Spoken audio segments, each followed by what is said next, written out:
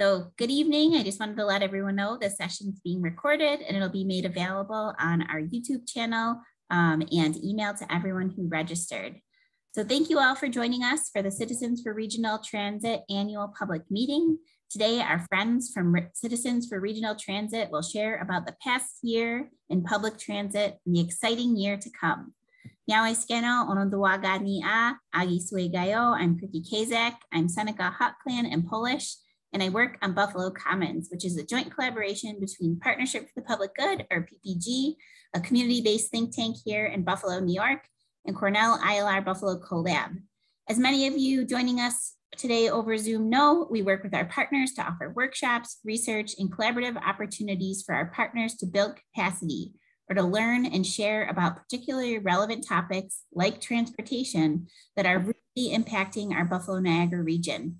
We offer a digital library that covers a range of topics, including transportation, on our website, which I'll place in the chat in a bit. Now, it would be great if everyone could introduce themselves in the chat. It should be a little icon at the bottom of your screen. You could put your name, where you're joining us from, whether it's your organization or any other affiliation, and anything you're wondering about today's conversation. If you need closed captioning, there's a button at the bottom labeled CC, and that will turn it on. Earlier, this recorded session and the PowerPoints and any materials that are mentioned in the chat will be provided in the follow-up email. Today, we are joined by our esteemed public transit allies and leaders, Douglas Funke and James Gordon. Doug Funke is President, Citizens for Regional Transit. He's a lifetime transit advocate and user of public transit. He's been the president of CRT since 2013. He's supported a wide range of transit planning, research, and educational efforts, including membership on the NFTA's Amherst Extension Citizens Advisory Committee throughout the Amherst Transit Extension Alternatives evaluation process. Before retiring and becoming a CRT board member, Doug has over 30 years experience as a research engineer in the Transportation Research Department of Calspan, a local research and development company. Most recently, he managed the design and deployment of numerous intelligent transportation systems, or ITS. Doug has MS in industrial engineering and is a certified professional ergonomist. I also want to take the time to introduce James, or Jim Gordon, who's the treasurer for Citizens for Regional Transit. Jim has been a member of CRT for many years. Mr. Gordon has a Bachelor of Science degree in Management of Information Systems from SUNY Buffalo School of Management. He worked for UB for over 20 years as Senior Programmer Analyst and is now retired.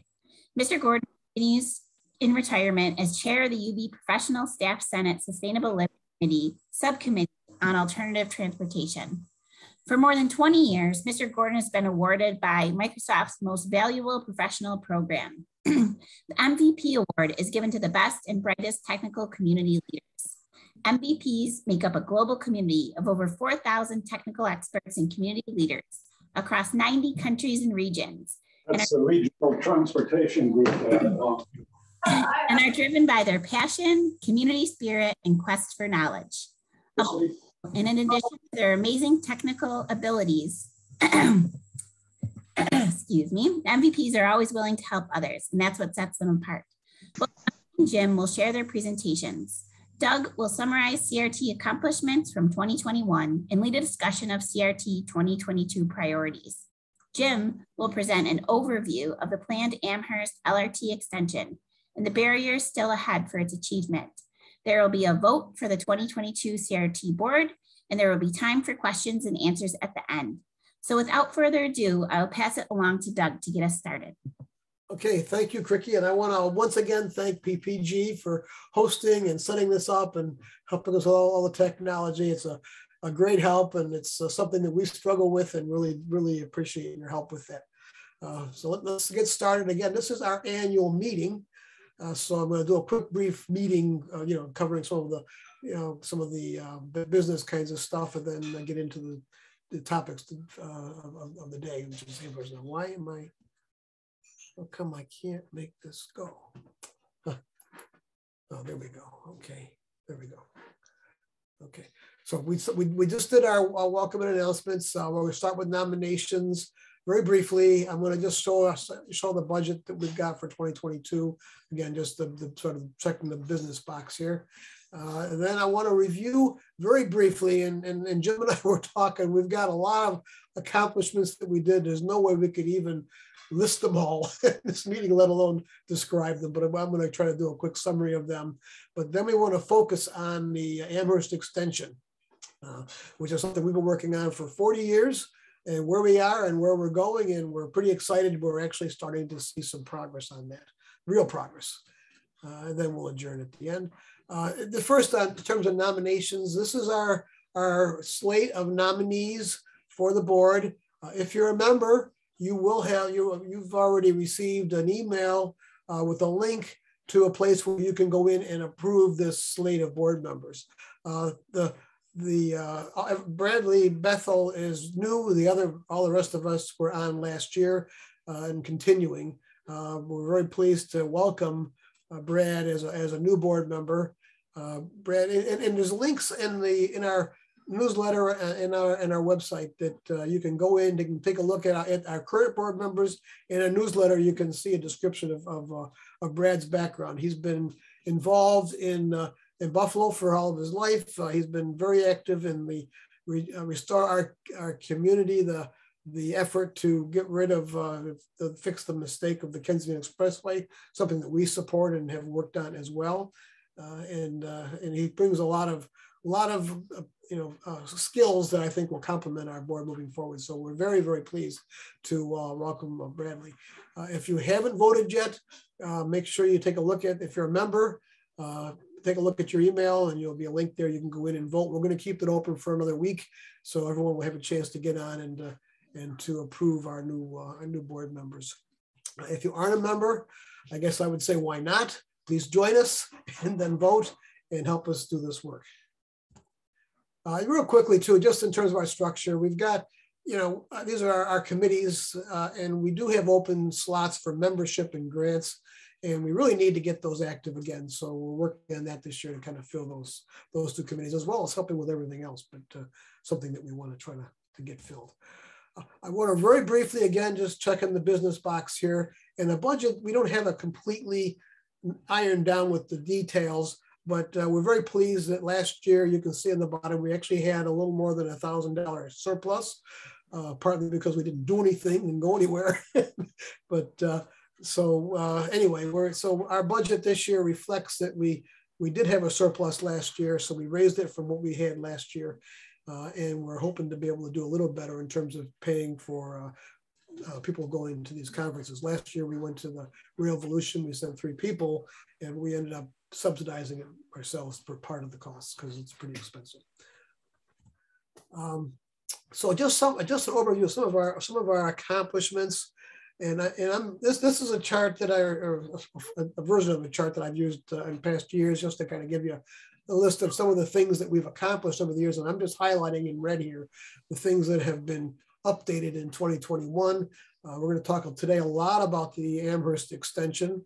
It's in progress today, so I won't go into detail, but that's a major move, step forward for us. The other thing that we're excited about, and I don't know if everyone really appreciates this, but the Dlnw Terminal is part of the extension at the south end of the light rail. It'll be an indoor station. It'll eventually be connected to the arena where the Sabres play, and that's under construction. So that's some real progress, and that also is the first step towards getting the light rail extended to the east side of the airport, which is something we've been working on as well. One of the things that's been recognized just recently is the connection between climate catastrophes and climate change and public transportation, and the importance of that. The New York State has passed the CLCPA, the Climate Leadership and Community Protection Act, which sets some really strong and major goals for cutting back on greenhouse gas generation. And an important part of doing that is is public transportation. So we've been involved in helping to define that. And I'll have a couple of charts on that in this talk as well. I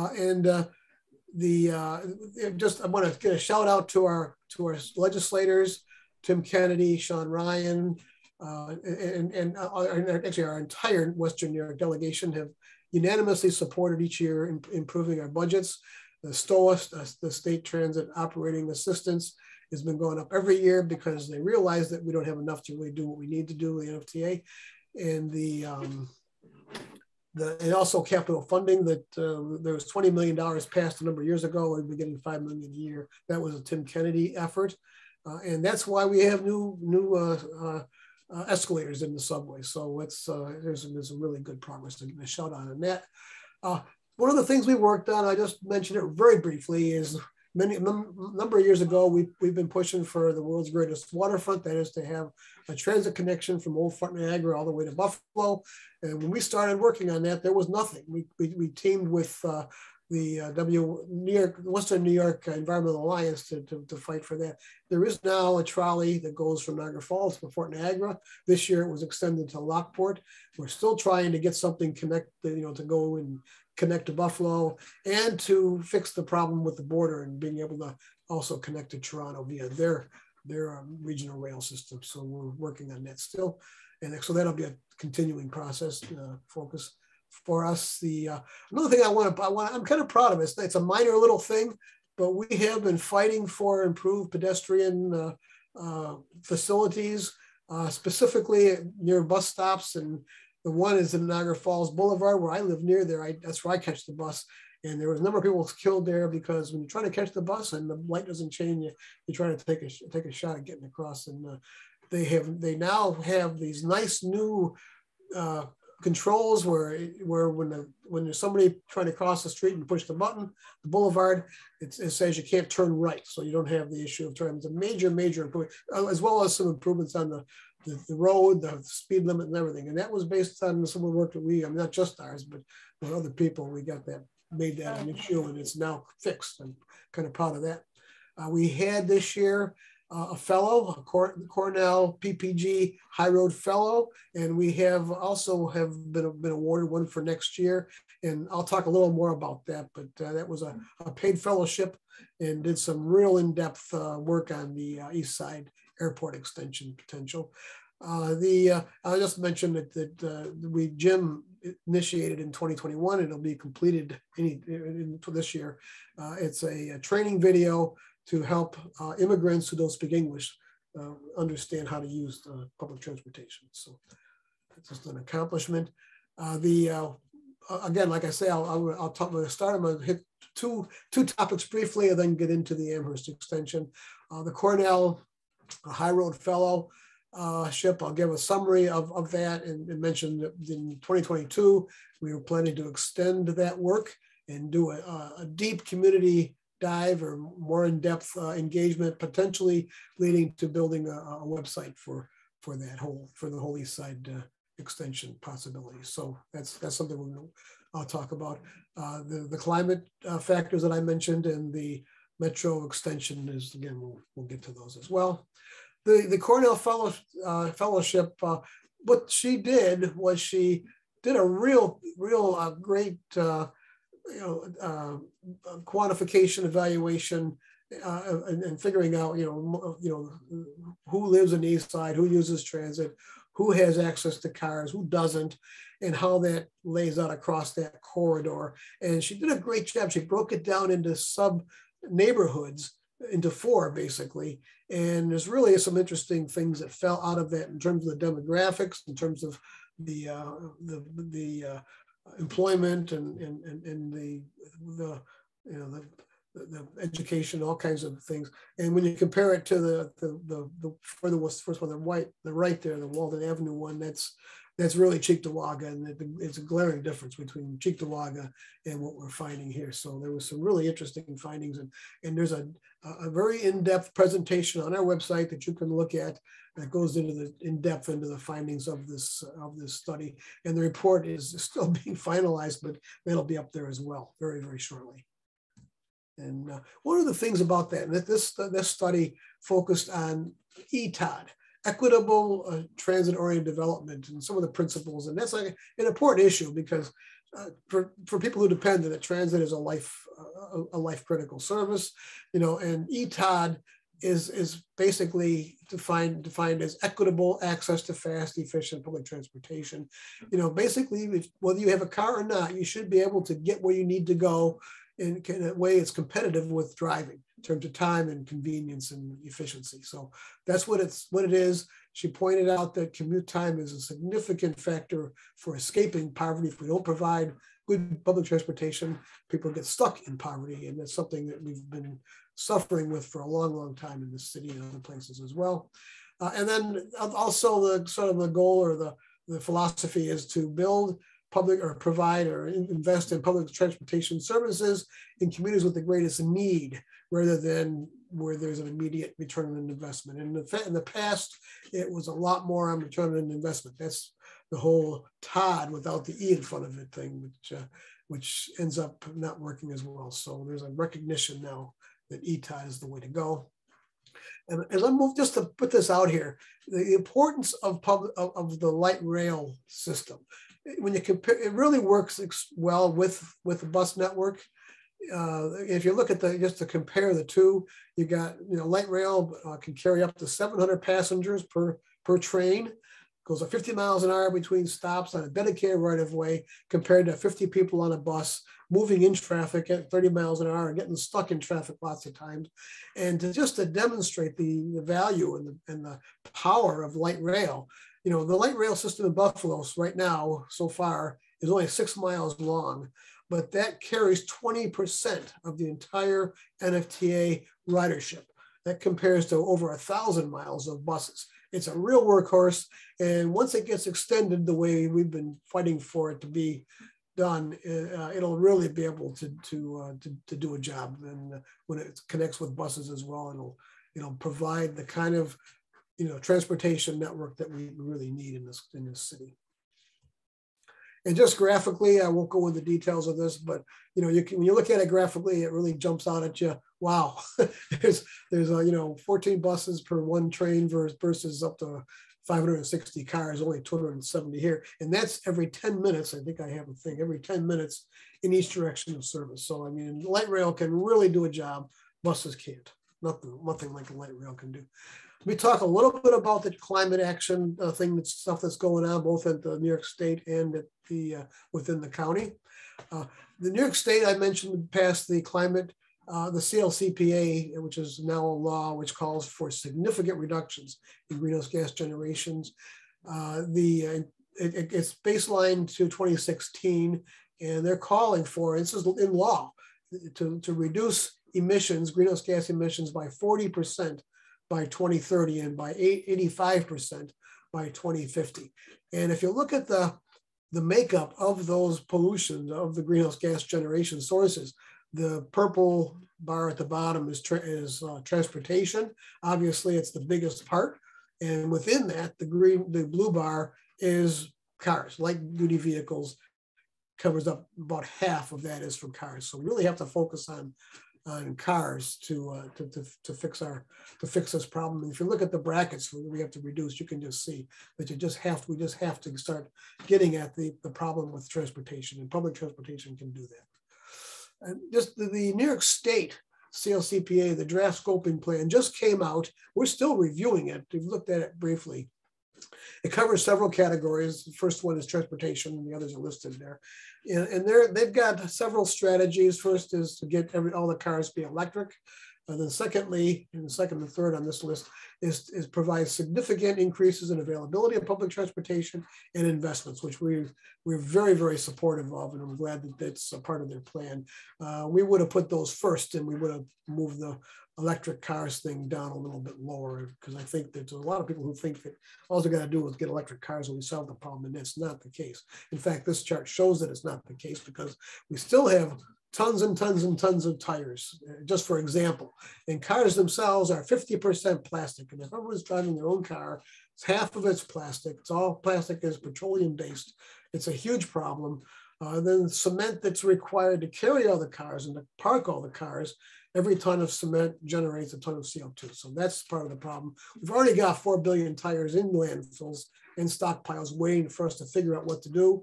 And we're only recycling a small portion of the new tires that we make. And the tires themselves, when they wear out, they don't just vaporize. they generate pollution that gets into soils and streams. Particularly problematic are the microplastic particles that are part of the binding apparently of the modern tires. And they pollute soil, streams, waterways. They actually can become airborne, and have been found as far away as the North Pole and in Antarctica. I mean, it's a huge problem. We need to find a better way to move all of our people, and so public transportation is the way to do that. This is the Erie County plan. Erie County is also committed to meet the goals of the CLCPA, and they formed a committee to do that. This is the outline of the report, of the plan, really, that it addresses transportation. I'm on the working group. Jim and I are on the transportation committee, and we're very pleased. I mean, it actually, even though it's just an outline, it calls for reducing single occupancy vehicles with things like road diet, and make public transportation more attractive, accessible, beneficial for those without cars, complete streets and so forth, but improve and incentivize public transportation. And it specifically calls for extending Buffalo's metro rail. So, and that's in the plan, and Jim and I are working on the details of this now. They also are working on making cars electric too, which will help, but we need transit as a primary focus of it, in our opinion. So let me get into the Amherst Extension, which is the main focus of what we want to talk about today. I'm going to turn it over to Jim in a minute. I'll just sort of give an introduction. There's a couple of things happening which are very exciting, really. The NFTA has finished their draft environmental impact statement, which defines the locally preferred alternative, which goes up along Niagara Falls Boulevard and connects from the South Campus to the North Campus, to Amherst Campus. And so they've defined that, and there's a lot of detail. You can look at their report and the alignment, where the stations are, all kinds of environmental factors that were looked into as far as that. And then even more exciting is that the Federal Transit Administration has agreed to sponsor the project. Until you get a federal agency to sponsor a project, it won't move forward. So the FTA has agreed to do that. One thing we don't agree with is that in doing that, they've expressed a desire to restudy bus rapid transit as an alternative. So to look at bus rapid transit or light rail. And what we're going to talk about now is why we don't think bus rapid transit has a prayer of really addressing the problem. Really, just as we move into this, just point out that we're at a really good point in terms of trying to make some of this stuff happen. For the first time in decades, there's actually federal infrastructure money available. Everyone's finally now recognizing the climate crisis. We've seen action at New York State and Erie County levels to try to address it. Of course, at a national and international level, there's a lot of work being done to try to do this. And public transportation is right in the middle of a lot of that. Equity has been identified as an issue with the Black Lives Matter movement, and transit again is a key part of addressing that problem. And then economic growth is also something that requires good public transportation. So we're at a good spot. And more specifically, the federal infrastructure bill, it's just passed as a 5-year plan. So it's a good time for us to be coming up with our final plan for the extension of light rail. It also includes money for studies, so we'll be able to also study the East Side Airport, and if we have a new stadium somewhere, getting light rail to that as well. I mentioned the New York State CLCPA and the Erie County plans. Western New York state and federal legislators support this, so really unanimously. There's a lot of good leadership there. Including and particularly is Tim Kennedy, Senator Kennedy. He's the chairman of the New York State Senate Transportation Committee. He's been a leader on this. He's actually called meetings and invited us to them and said, with the NFTA, and said, when are you guys going to extend the light rail? So I mean, he's a leader. He's out there. I was at the Empire State Passenger Association, their annual meeting this year. And this is a quote from him. He was very enthusiastic about the future of Amtrak and heavy rail, regional rail, and national level rail, but also public transit. His quote is, "Think big, think boldly and plan boldly. And that's what we're doing. And I'm really happy that he's out there leading the charge on that. And in terms of doing that, this map here is basically the vision we've had for years and years and years. It's the original plan. The black line is what we've built so far, the 6 mile run. We're in the process of extending up to the Amherst. The red is East Side Airport, and then the South Townsend Tonawanda Spur. And we have a petition that's out there, and it calls for a transit revolution. It calls for extending light rail. It calls for intermodal connectivity, and calls for, most importantly, calls for establishing long-term sustainable transit funding. Because if we don't fix the funding problem, we're never going to get here, not even in terms of building it or being able to operate it at the level that it needs to be operated. And we're very pleased. There's been a lot of people who've signed it, mayors and village councils and town councils across the region, including Erie County Executive Mark Poloncarz. So we've got a lot of support. We also have over 60 organizations, including Voice Buffalo, the Buffalo Urban League. There's a whole bunch, and you can go on our website and see. I don't have a chart of that, but we've got some real support. So I think we should be able to move forward on this. Let me just very briefly introduce, and Jim's going to go into a lot of detail on this. But with the FTA coming in saying, yeah, we want to be a sponsor of the project, but we want to also look at bus rapid transit. What that does, the green line there, is the alignment that the NFTA has selected and the FTA has accepted. It goes up, it'll be the dotted line for light rail would be tunneling. If we go with bus rapid transit, that would just be a surface bus on Kenmore Avenue, which we think would be a mess. And then it will go up the boulevard and up to the campus. And the other alternative is to do nothing. And do nothing is just to keep on using the UB Stampede buses. It's the option 0. And that's the red line along Norrisport Highway. And if you look at the issues, and just in terms of comparing, just in terms of convenience, it's very, very inconvenient. Any bus-based solution, because you have to, if you look at the black line at the bottom, that's the light rail. It ends at South Campus Station. You got to get off the bus. You got to walk up the stairs or the escalator, and then go out and wait for a bus and get on the bus and go up. And it's not going to be efficient. And also you've got capacity issues. We've got buses carrying 50 people a person. And yeah, there are articulated buses that can carry a little more, maybe 100, 120 people, but they don't work well in the snow. And that's one of the reasons that UB never wanted to use them. So it's an issue. So we're using 50, but even if it were 100, it's still a lot less than a light rail, and you're going to need a lot more buses, a lot more frequent. And Jim's going to talk about what the kinds of problems that causes. And just in terms of how it would work, you'd end up with this. You'd have light rail coming in.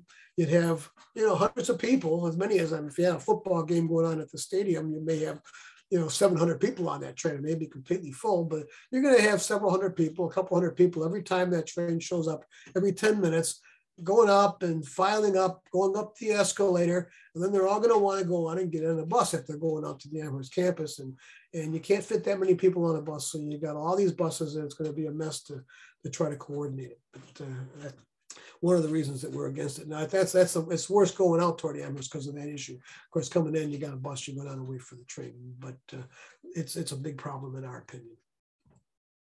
And then just in terms of time, you look at, again, the option 0 and 1 and 2, the do nothing option. There's two aspects to it. One is for students, because those stampedes running every 5 minutes or so, so you don't have too long a wait. Where if you're taking the 44 to get to the Amherst campus, the FTA bus, you're not a UB student or a staff member, you got potentially as long as 40 minutes to wait for the bus. So the time to get there is going to be very long. Plus you got the issue of only 50 people. Where with the light rail, the travel time isn't that much different across the different options. Although interestingly, the bus rapid transit is actually the worst along Niagara Boulevard. But you have 0 time for the mode shift, so you only have travel time to issue. So we really think the way to go is the light rail. And that's what I have.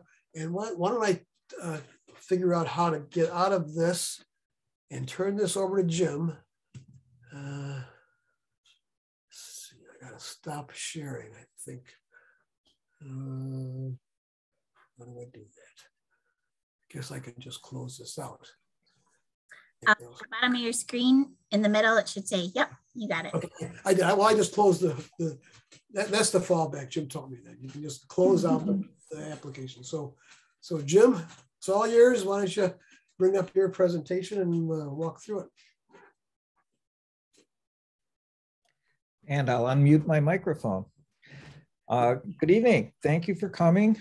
I'm Jim Gordon, and I'm the treasurer of CRT. And if I can get my windows all organized here. It's different from rehearsal, Doug. There we go. Before we get into it, I wanted to talk about membership. I wanted to thank everybody for renewing, and some of you also made donations. Thank you very much. All people who renewed electronically by sending in a PayPal, those are all processed. If you send a renewal by mail, anything up to December 30th has been processed, but we haven't gotten to the mailbox since then. So if you didn't hear from us, it's because we haven't gone to the mailbox. I'm sure your membership is still in the queue. We could also use some help. I do both the membership and the treasurer, and it would be nice if we could have somebody take care of keeping track of who the members are and going out and soliciting new members. So if you have maybe a couple hours a month to spare, we would be happy to take those 2 hours for you. We have another volunteer opening. Doug mentioned this. We could use somebody to apply for grants. Yesterday, when I made this slide, as I was making it, we got an email from the Federal Transit Administration. They're having a webinar to provide information about upcoming changes to the census and how to write grants. So there's lots of grant money out there, and CRT probably would be eligible for quite a bit of it, but we need somebody to do that. And that would be a couple hours a week at least to keep your fingers on the pulse of what's going on with grants and fill in grant applications and help us get some money. Okay, now for the main part of the program. As Doug mentioned, board members from CRT have attended a conference called Railvolution.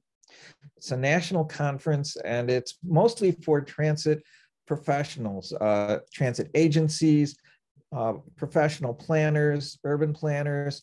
If you're an urban planner and you need to have your certificate maintained, attending this conference is a way to do it. And in the recent one last October, Nuria Fernandez, who is the administrator of the FTA, was the plenary speaker. And she introduced a topic called Justice 40. And this is a follow-up to the previous year's conference, which was all about how to be an anti-racist. And that was a full week of anti-racist things as it relates to transit. So what is Justice 40? This is a new thing. On January 27th of last year, President Biden signed an executive order for government-wide Justice 40 initiatives. And simply put, 40% of the benefits of all relevant federal investments must go to disadvantaged communities. So what does that mean? Almost half the money that the federal government is going to spend has to be going to disadvantaged communities. And when you look at the transportation infrastructure bill, that's a big increase in money, and 40% of that has to go to disadvantaged communities. Who are they? I have a slide on that after this. They're also, the DOT, federal DOT, wants to advance environmental justice for individuals historically underserved and adversely affected by poverty or income inequality. That statement alone is a description of the entire city of Buffalo. Plus, if you think about specific neighborhoods within the city of Buffalo, definitely we have historically underserved and very definitely adverse affected by poverty and income inequality. Those are the communities that the US DOT wants to address with the increase in funding. It's all about equity. Now, the following slide This is from the Department of Transportation's slide deck. This is the Federal Department of Transportation's equity objectives. They want to expand access. So what do they mean by access? Access means different things to different people. When you talk about access to somebody who has physical disabilities, that means doors that open automatically, elevators, escalators, somebody who can't hear or speak well. What we see on the bottom of the screen, where we have subtitles, that's a form of access. But when it comes to transportation, it becomes who can get where they want to go in an equal way. How much time does it take to get there by car or get there by transit? And they want to improve access for the transit riders. The power of community, that means that DOT wants to listen to the community and get their feedback. Wealth creation, to help the communities grow, and interventions, if they get notice that there are things that need to be addressed, they want to address them. And the inner part is the Justice 40 initiative, economic justice, mobility justice. Jolanda is the one who probably should be talking about that instead of me. Workforce equity, gender justice, and then it's all based around that middle thing, the budget, the money, and the data analysis and the nuts and bolts behind it all. So what did the FTA have in their presentation that indicates disadvantage? The very first thing, spending more time on transit to get to where you need to go. As Doug's slide showed you, it takes a lot longer. Betsy, our board member, is probably just sitting there waiting at the chomps to tell us her story about how long it got when she was going to work on transit versus a car. High poverty, low wealth, lack of local jobs. The Partnership for Public Good has, Go Bike Buffalo has a nice map that shows where the jobs are in Western New York, where the people live in low poverty, and they're not the same places. Air pollution issues.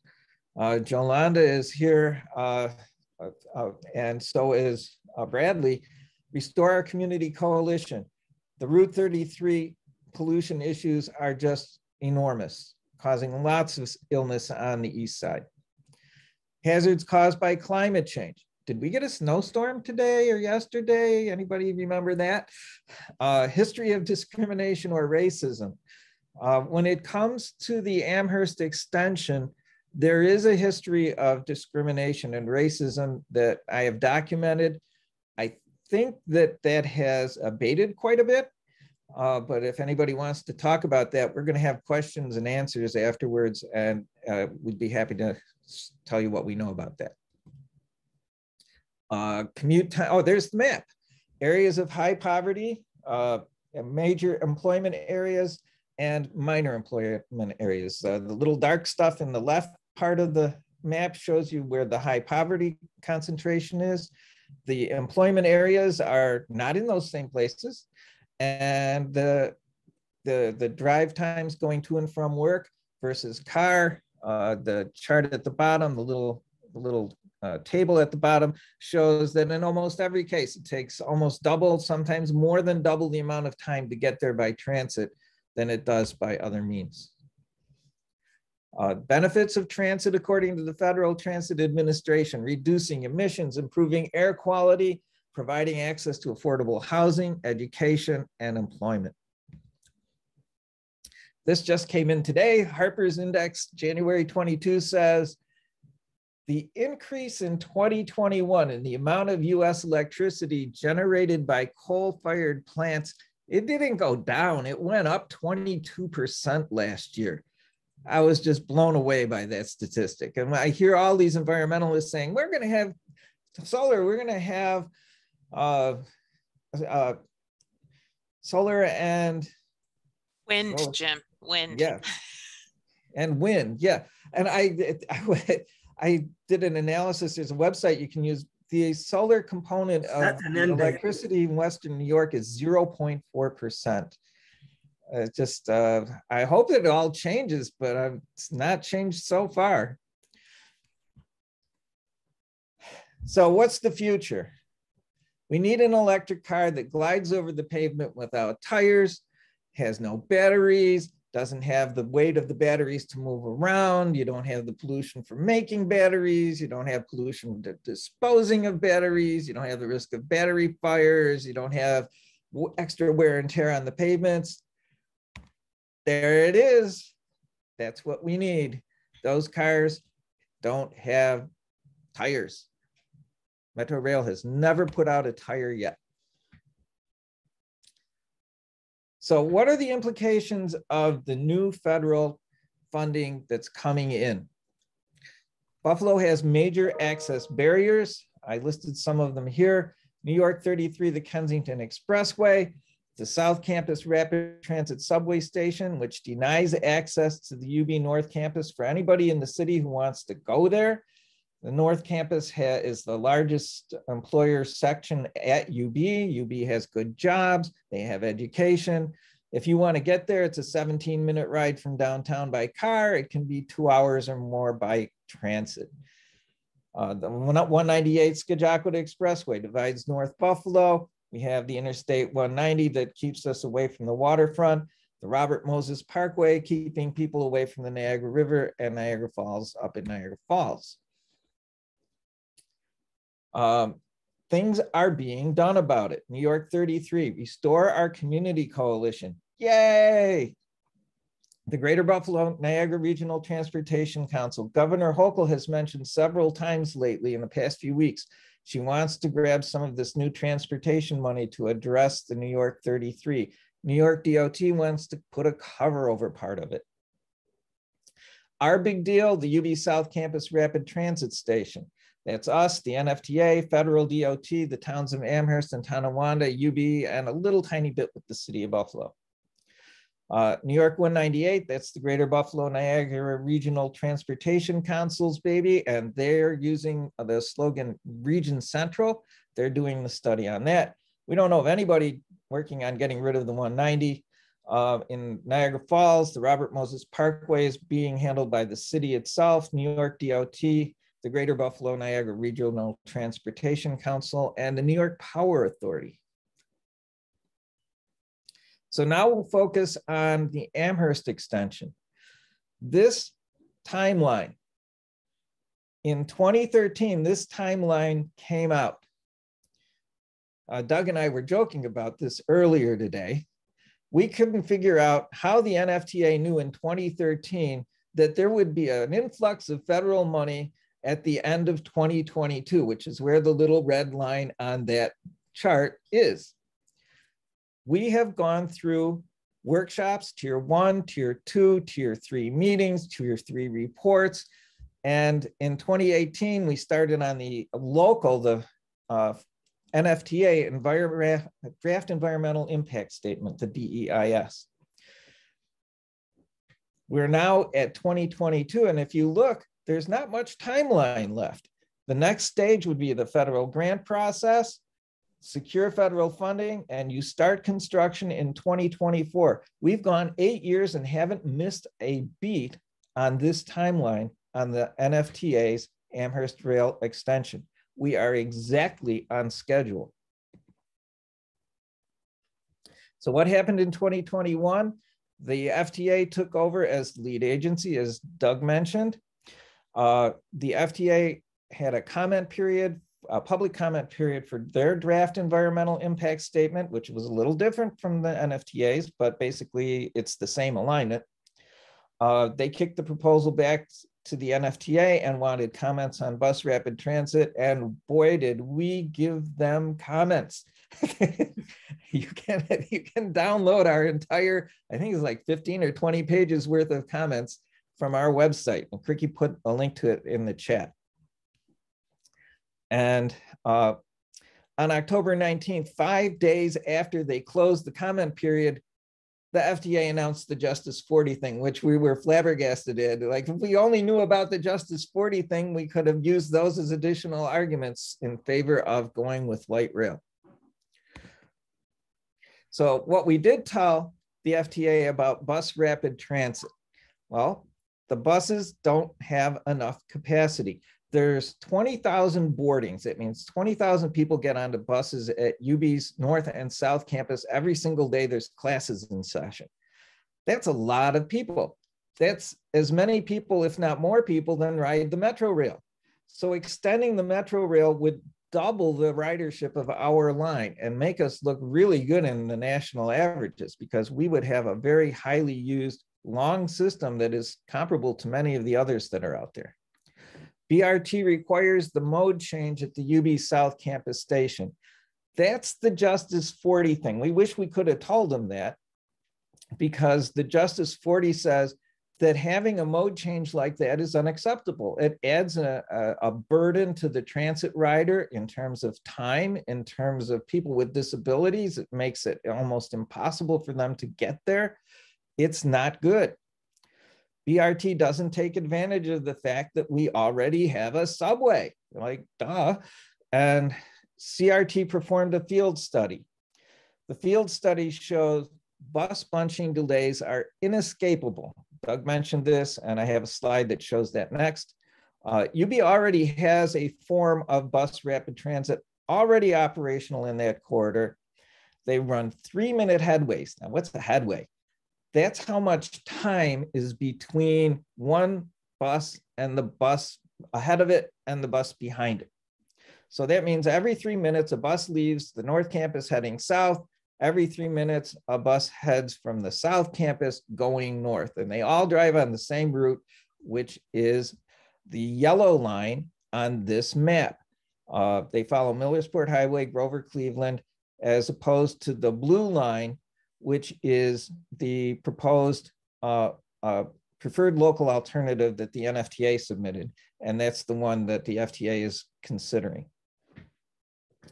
So what does that mean? Bus rapid transit, even now, if you were to stand at any place along Millersport Highway, Grover, Cleveland, between the North and the South Campus, you're gonna see a Stampede bus on average every 90 seconds.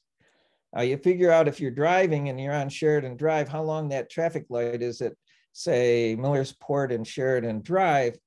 90 seconds, well, that's the cycle time of that traffic light. If you're going to turn it green every 90 seconds for Millersport Highway for one of those buses, Sheridan Drive will never go. It will just always be red. It just can't happen that way. So it's the BRT is not a feasible thing. So on Doug's chart, on Doug's map, he has little dots. His dots are stations. On this map, the little red triangles are congestion points. So if you're running BRT every 90 seconds, you're going to have to stop traffic on Maple Road on 2 places, on Sheridan Drive on 2 places, on Kenmore Avenue on 2 places, on Main Street, and on Sweet Home Road. Those are, I can't imagine anybody wanting to accept that. So that's why we don't think BRT is even worth considering. This is a picture I took just not long ago, a couple months ago. That's on Millersport Highway. You see 3 UB buses. They're just all bunched up. I worked at UB for 20 years. I watched out the window. You'll see 5 of these buses in a row. That means that lead bus is a good 15 minutes late. The bus behind it's 10 minutes late. The bus behind that is 5 minutes late. And then the cycle just gets worse and worse as the days go on, because then the lead bus is already late when it gets there. It can't leave on time, and the bus behind it is late leaving on time, and the whole thing just gets late. This is what CRT told the FTA about light rail. It does meet the capacity requirements. We have a big train. You can put 400 people on a train, 4 cars. That's 4 times 4. You can put 1,600 people every 10 minutes on a train. You only need 10-minute headways, so you can have priority at the traffic lights, and it won't cause congestion on the cross streets. We get rid of the mode change at the South Campus station. You'll be able to stay on the train and get to the UB North Campus. If you got a job and you live downtown and you wanted to get to the North Campus, you won't have to drive anymore. The light rail system will enhance Metro Rail. It gives us more reason to ride it. It gives people bigger places to go, better destinations. If you're on the North Campus and you're a student and you're living in the dorm, you might actually go downtown to watch a movie or a show or go someplace on the harbor. And UB had a program called UB 2020. And that was in 2010, UB wanted to increase their students from about 20,000 students to 30,000 students. And they surveyed the faculty, the staff, and the students. And the one issue that came up the most was what they called a one-seat ride. They don't want that mode change at the South Campus. They hate it. They won't use it. Faculty and staff won't ride the train to work because of the mode change. And that is a Justice 40 access issue. And we wish we could have said that when we submitted our comments. So what's next with the process of getting the Amherst extension? The FTA is going to announce their decision. They might choose light rail, they might choose bus, they might say, we're not going to do anything. They could say something else like, well, we looked over the other alignments and we think you should use this alignment instead of that alignment. We don't know what they're going to do. Most of the time when they've accepted a project, they go with what the local alternative was. There will be a public comment period coming up and we will tell people when it happens so that people can make comments. Then, as you already saw in the timeline, grant process, and then get the money and construction begins. The timeline shows Metro Rail to the Amherst campus should open in the fall of 2025. And we don't really see any reason why that won't happen. We also went to a Building Better Transit. That's transit.gov/BIL for Bipartisan Infrastructure Law. It's no longer a bill, it's a law. And these are slides. Basically, the money for transit's going up about 30%. They're having some new grant programs. They're going to replace the rail cars. So as a separate thing, we're going to get new rail cars, most likely, for even if we don't get the Metro Rail extended, we still should be able to get new rail cars. All stations will be accessible. All buses will be replaced with electric buses instead of diesel, compressed natural gas, or hybrid buses. And then there's electric ferry boats programs, which there's a lot of stuff about ferry boats. And Doug and I were thinking, are there any ferry boats around? And we did identify one in Chautauqua Lake. There's a ferry boat that takes people around. So if it's not electric, it can be made electric. The things that they're really aiming for, first off, is safety, safety for the drivers, safety for the passengers, safety for the public. Safety, safety, safety is one of the big things. Modernization, they want to get rid of all the rail cars, all of the buses that are not up to date. That's their first big thing. They want to address climate. Well, part of that is making things electric. The other part is getting people to ride transit. And then equity.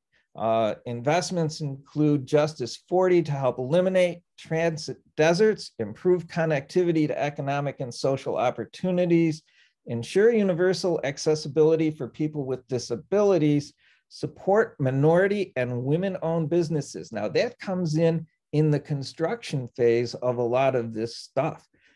They're going to hire women-owned businesses, minority businesses. If, for example, if we get our extension, those are the kinds of organizations they're going to want to have building it. And they want to reduce the disparity in quality and frequency of service to underserved communities. And that means finally enough buses and frequency to get people where they need to go in a reasonable amount of time.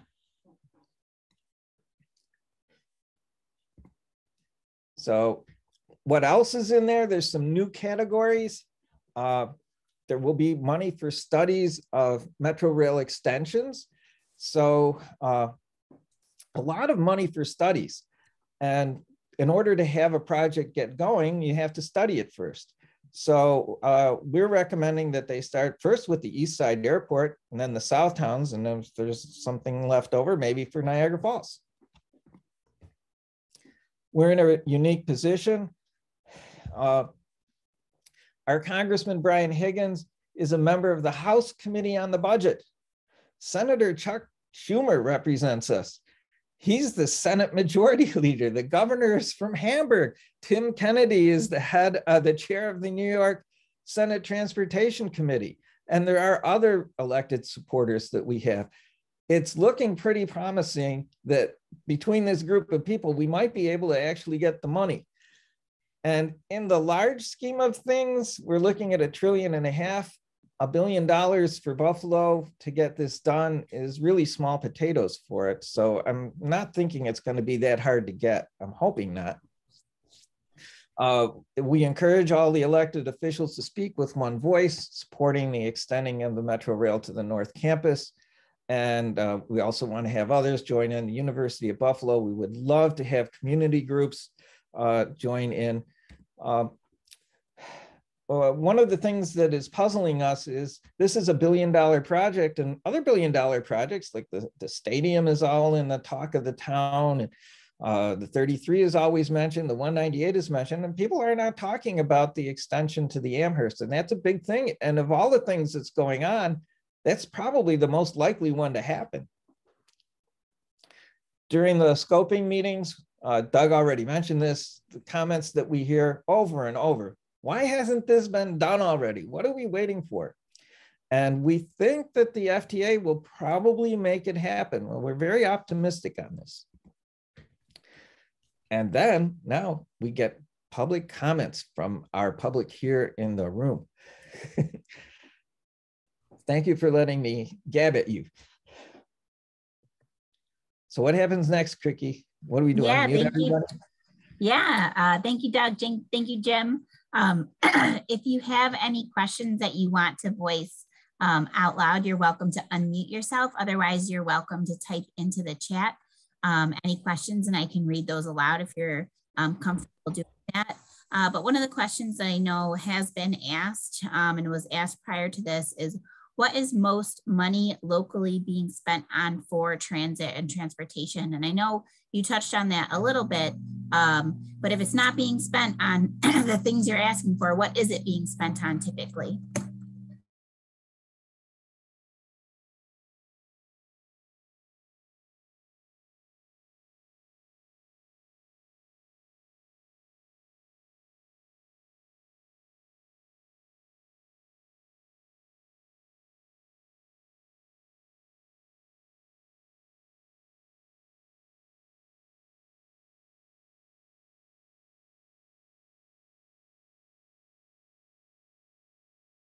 Hard, that makes it hard for us to get things done here, because if you're going to do a project, the GBRTC, our local metropolitan planning organization, that has to coordinate and make all the budgets add up and come out even at the end. They're going to look at that and they're going to say, gee, if we build a highway, the feds will pay for 80%. If we build a light rail, they're only going to cover 20% or 50% of it. So there's a bias against this. So anyways, I guess the answer to the question is, where's all the money goes? It goes into highways, and we want to change that, and we want to start to build a public transportation system that really works. We need to change that formula that we've been using. Great, thank you. And as folks are typing stuff into the chat, there is another question about, what does it mean, or what do you need to do if you're a member of CRT? What does that look like?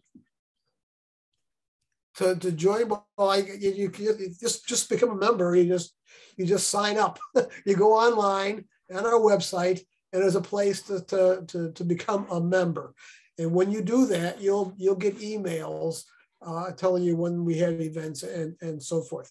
We also publicize our board meetings. They're all open. You can come to those as well. We have had members come and listen to what we're doing, and then you can volunteer right at the board meeting. But if you're not able or want to do that, you can certainly see what we're doing in a newsletter we publish. We publish our meeting minutes as well. You can see what's going on. You can email us, you can call us and say, hey, I'd like to help with that.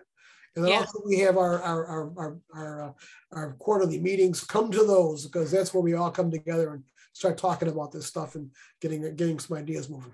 Yeah, and if the question was like, well, I can follow CRT pretty much without being a member, why should I become one? I just wanted to remind everyone that CRT is an all-volunteer nonprofit organization.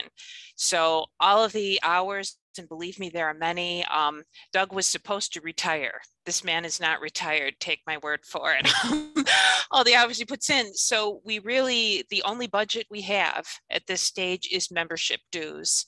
So it's very helpful, for people to kind of throw in the glove and, become members as opposed to just sort of watching from the periphery. Yeah. Thank you. Yep, that's where most of our money comes. We do have occasionally we'll get a donation, and we've been trying to working on grants, but yeah, almost 90% of the money just comes from the membership dues. This is the first time our High Road fellow was a paid fellow. Now we didn't get that money. I mean, she was paid, so that was from Cornell and PPG coordinated program, and so it wasn't really a budget that we had, but we did have the access or the benefited from that budget. So I mean, it's kind of we get a little whatever we can we do, but most of our money comes from membership dues.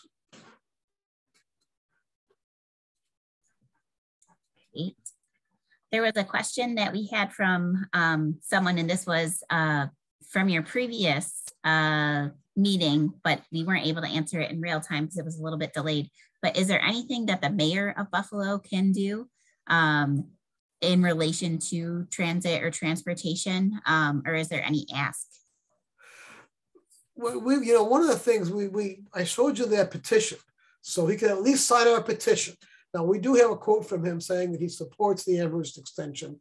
I actually cornered him. He was at a meeting that I was at, and I know him. I know him a little bit because I was actually, as part of the new train station, I was invited to be on the committee that selected the location for that, and he was on that committee, so he knows me a little bit. And I go and I can talk to him once in a while. And I cornered him. It was right after he lost the primary, but was planning to run, independently. So he was really trying to make friends. So I talked to him a little bit, and I asked him, because he has been difficult for us to pin down. And we have had meetings with him in the past, and he'll say, yeah, I do support this, but he won't really get behind it like Tim Kennedy does and some of the others. So he's a tough one, but he does support it. And when I talked to him just a few months ago, it was, he said, yes, I support the East Side Airport extension.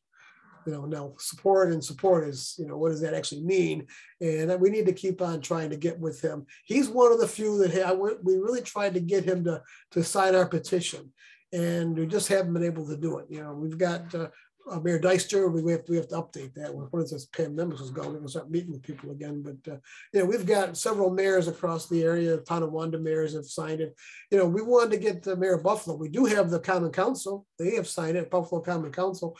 So he can at least support it, notionally, in terms of saying, yes, I'm behind it. I want to do it. He'll say it to you, but he's a little bit non-committal. So we'll keep working on it.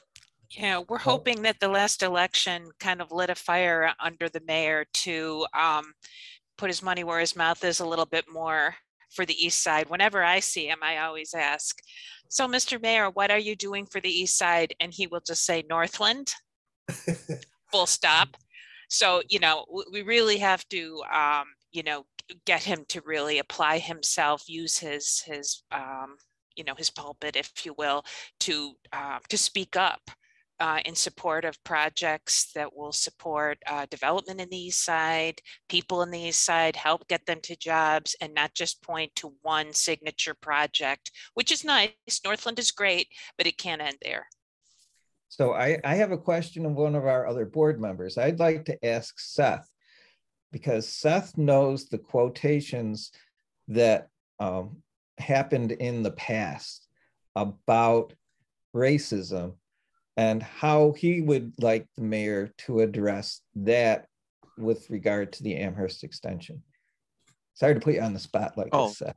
No, it's fine. So one of the things I think that's important is that this is somewhat correcting a bit of a wrong that's happened in the past. Well, and a bit is kind of an understatement of this.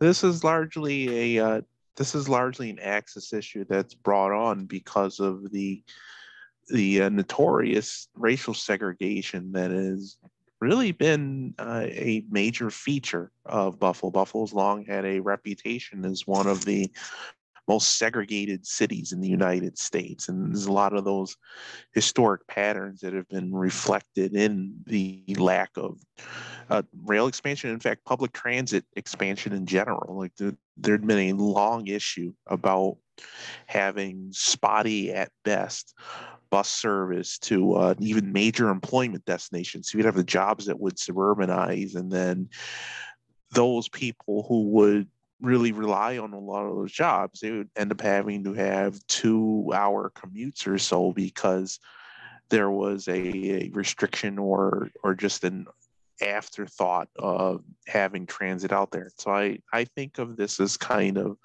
leveling the playing field, because we can't do things like repatriate the University of Buffalo and back into the city, because that toothpaste is out of the tube. But this is something where we can bring that access back, at least make this access more equitable.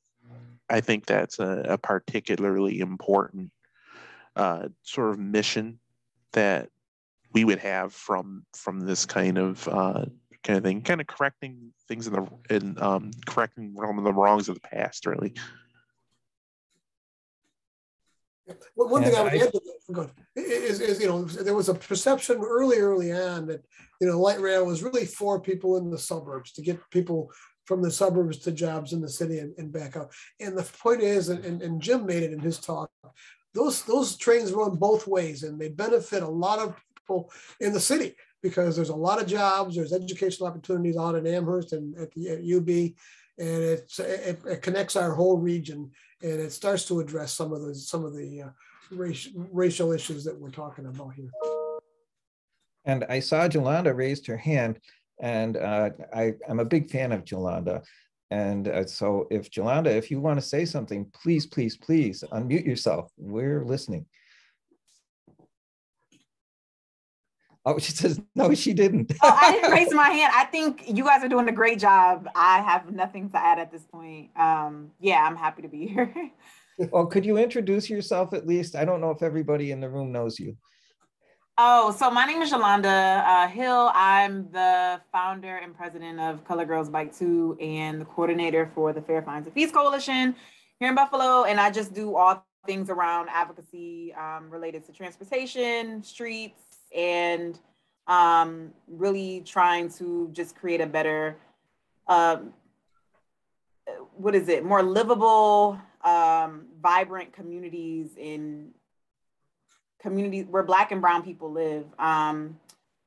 Yeah, so I think a huge part of that is getting police out of our communities, investing in our public spaces within Black and brown communities. I think that Black and brown communities should be prioritized when we talk about funding. And a lot of the work that I do is centered in the principles of mobility justice. And yeah, and I'm excited to be here because I think there's a lot of folks working on transportation in Buffalo. And so I'm determined to collaborate with, everyone who has similar interests or just interests that are, that intersect with the priorities that I have and like my organization has as well. So I'm happy to be here. Thank you. One thing I would suggest is if you haven't, I don't know if your organizations have signed our petition or not, but in addition to having the like the political leaders, mayors and councils and so forth, sign a petition. We also have over 60 organizations, a lot of, I mentioned Voice and Push Buffalo, the League of Women Voters has signed a whole bunch of organizations. So if your organizations have not signed our petition for a transit revolution, you can go online and do that, and that would be helpful. Website. Sorry. Yeah, I can definitely sign on, and like I said, I'll pay to become a member as well. So yeah, I got y'all. Thank you. Thank you so much. Really appreciate it. Thank you for all the work you do.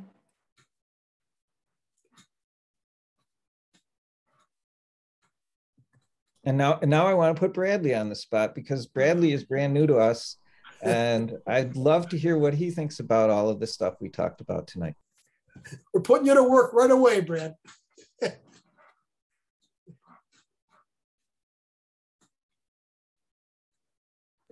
I guess maybe he isn't right by his computer. Yeah, I actually have a question.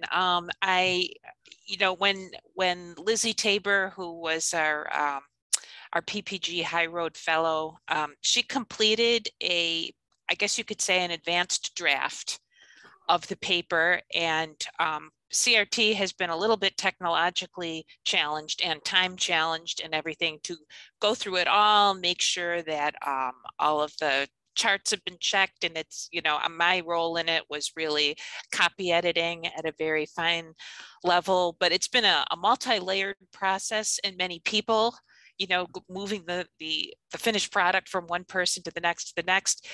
I'm wondering if we can say when we think roughly, the final product will be posted for the public to take in. It's been a bit of a process, but where are we right now, folks? Who has it now? Jim and Carl. I can answer that. Okay, Jim. We're just waiting for Carl to he's having computer issues. I don't know if you saw at the very beginning, he put in the chat that he's having computer problems. So when Carl gets his computer problems straightened away, then we go forward. And I know that I made a whole bunch of comments. I spent a bunch of time, I went through it carefully, and I made a lot of comments, and I know Carl's working on putting them in. I kind of think from my reading, once those comments are in, I think it's going to be in pretty good shape and be ready to post. Okay. I think he's close. Yeah, and Carl has his, a lot of different things that he's working on too, as we all are. But I think he had to leave us for a central terminal meeting this evening, which is why he started off with us and had to leave. Yeah. And I will mention that on our website, there is a presentation that I gave a few months ago, which does a pretty deep dive and summary of that report. You can see from my presentation what's in that report. So take a look. I think I spent about almost 45 minutes presenting that, and maybe not quite that long, but then we had some Q&A. So it was one of these public meetings. It was focused on her report. So you can get a lot from that presentation. And earlier, somebody mentioned our video, and that video went live today. And if you give me a moment, you guys keep talking. I'm going to find the video and put the link to it in the chat. The other thing, while he's doing that, I just mentioned that I thought you were referring to this. Jim and I did a radio interview with the PPG radio show a while ago on WUFO, I think is the station it's on. And that's posted on YouTube, and you can get a link to it from our website, from PPG website. And that little video, it was a video, but it was a radio show, but it was actually videotaped of me and Jim answering questions for about an hour, I guess. And that kind of got picked up by some national news organizations and really made some headway in terms of what we're doing at the Amherst Extension. So yeah, and it's very good. I watched and I was very impressed at how they managed to touch all bases. So it's another reference that people can go to for a summary of what's going on in transit these days. I think it's actually posted on PPG's Facebook page, if I'm not mistaken. Yeah, I think so. Yeah, Sarah Wooten was the PPG person who did the interview. She's a good interviewer. She did a nice job. It's hard. It's hard for. I mean, we we were just there answering questions, but she kept it going and bounced around, and she covered everything. And I was really impressed and pleased with how that turned out. And she deserves a lot of credit for that. I'd like to jump in here for just a second. I'd like us to have a really in-depth conversation with Dlnw Hill soon, so that we know where she's coming from, and we can share some of our experiences with her, so that we can really make an inroad into the understanding of how transit can be improved, so that all the populations are not aiming to get into a car to go to work. Yes, Dlnw, Gladys used to be our president for at least a decade, and she's been around in the organization for years. And does she ever know this town in terms of, you know, who's pulling the strings behind the scenes, the power brokers? She's a wonderful resource. Just thought I would say. Plug for you, Gladys. Definitely. I put my information in the chat because I have to log off. But yeah, I would definitely want to connect with you, Gladys, and anyone else. We can get coffee or like whatever to talk more. So yeah. Okay, perfect. Let's do it. Thank you. And I just wanted to lift up that Dlnw put the link, and I can put it in to the follow-up email too, just more information about Colored Girls Bike too. And I know Jim had mentioned Go Bike. I think there's a lot of different organizations, as Doug mentioned, that are really aligned with a lot of the goals that CRT is advocating for, both here tonight and throughout the organization's history.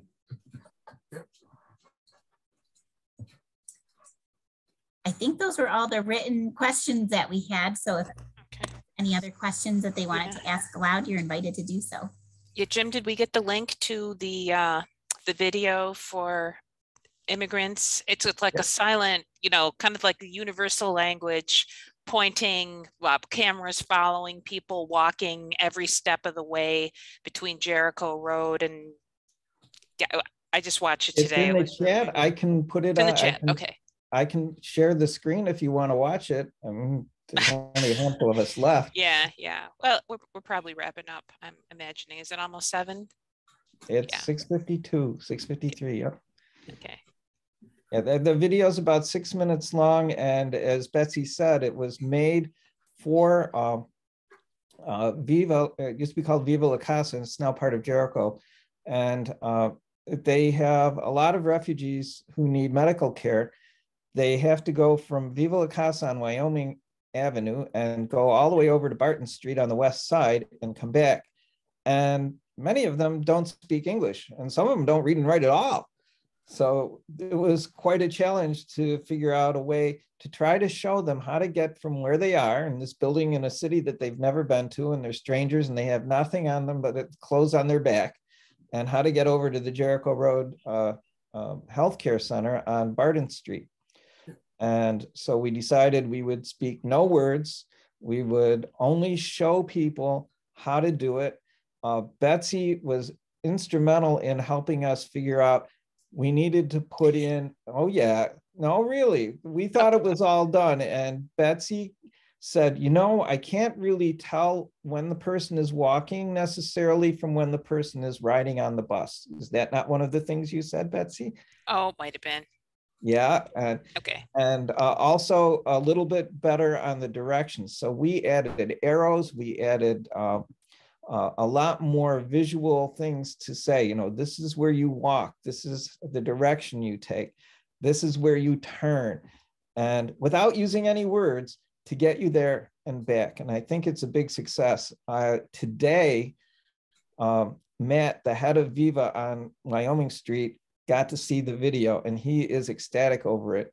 And so I was very, very happy about that. The only group that we haven't heard from yet is the NFTA. I don't know where Helen is. I sent it to her 2 days ago. Stuck in a snowbank, probably. It's terrible. But as soon as Helen gives us the green light, then we can release it, and then everybody in the world can look at it. So if you look at it tonight, please consider it a sneak preview.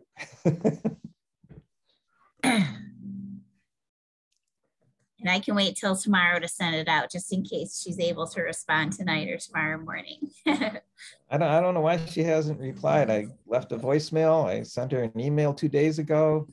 Get an automatic reply. I'm not in the office. And that's it. I don't know where she is. If I don't hear from her by tomorrow, she has a couple other people to call, and I'm gonna call one of them up and say, is she all right?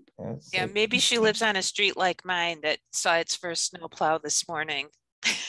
and we had so much snow, like looking out from my porch, you couldn't tell what color the cars were. There was so much snow on those, in the middle of the street everywhere. It was terrible. But anyway, yeah, what I suggest we don't look at it now because it would take up the rest of our time and actually run over a little bit. But what we can do is we will send a link when it gets posted on our website, which will be soon, probably within a week or so, I would guess. We will send a link to our members. Here's the link, and you can go on and you can watch it. It's very good, but it's silent. It's made for people who don't speak English and read and write, and you watch people getting on buses, getting off, using the card to slide through the little reader, and figuring out what route to take and where to stand up past the bus. And for people who don't know how to do all that stuff, it covers everything. It does a nice job. So we'll send a link up. That'll be our action. Yeah, was it made by an immigrant too, Jim? The main guy, his name is Sejan Tamang. He is an immigrant from Nepal. He lived most of his life as a prisoner in a refugee camp, and he moved to Buffalo, and now he's a student at Erie Community College, and he volunteered to help make this video. He didn't get paid anything for it. He did an amazing job. He's the editor, he's the photographer. He did a great job. I'm very proud of him. That's great. Well, Doug, Jim, I just invite you if you have any closing remarks. Otherwise, I know we're approaching our time tonight. I guess I would just thank everybody for joining us. Once again, welcome Brad to our board, and Brad will be adding you to our email.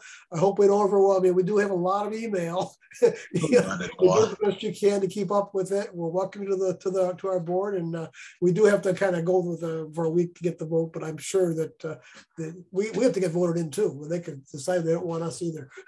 so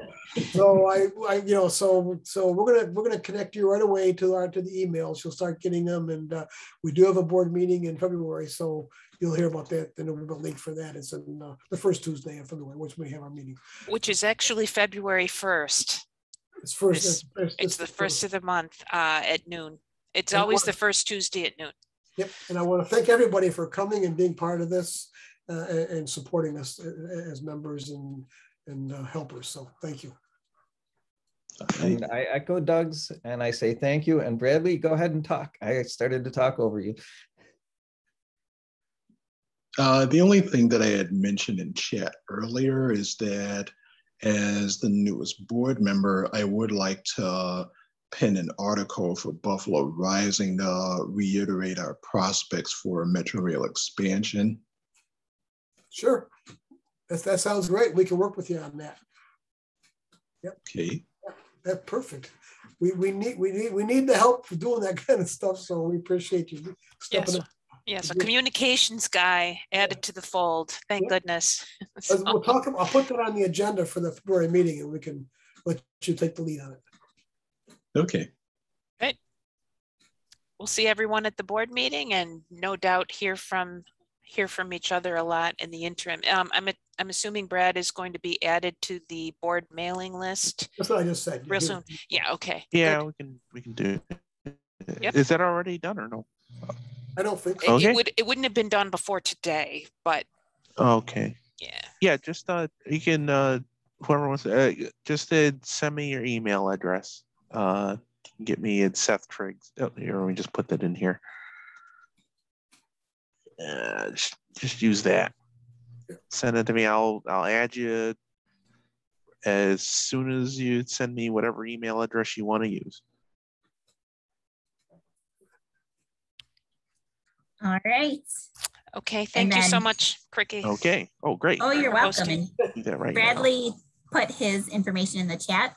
And then I'll Great. all of the links and everything that people have posted into the chat, and I'll include it in our follow-up email.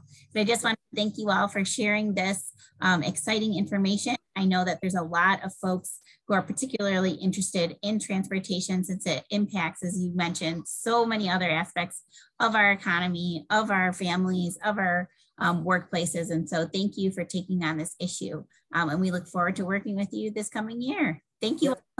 Thank Okay, you, thanks, Cricky. thanks again, Cricky. Yep, Yes. thank you. Good night, everybody. Good night. Night. Bye-bye. Good night.